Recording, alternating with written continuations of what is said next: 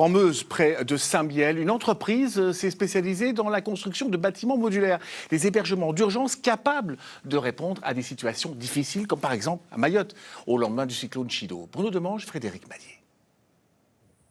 À Mayotte, une grande partie de l'habitat traditionnel est composée de constructions précaires et fragiles.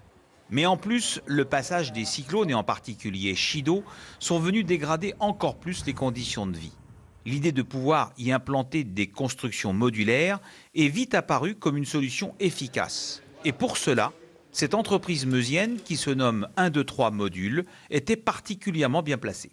La construction modulaire, c'est pas vivre dans un conteneur maritime, c'est réinventer effectivement autour d'un conteneur maritime ou d'un module, c'est deux choses différentes, tout un habitat dans des bonnes conditions.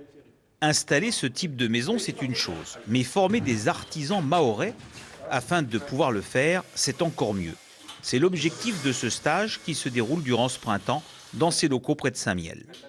Tu en remets une autre à côté. Il faut qu'on soit sûr que ça soit bien serti.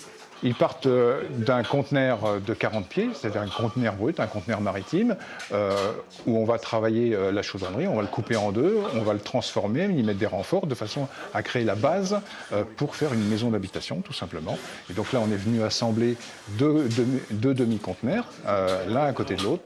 Je ne m'attendais pas qu'on peut transformer un conteneur en une maison d'habitation. Franchement, c'est incroyable.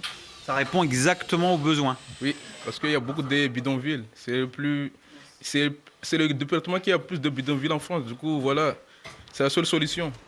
L'entreprise meusienne, qui a déjà travaillé à Mayotte, n'exclut d'ailleurs pas de s'y implanter afin de mieux répondre aux besoins.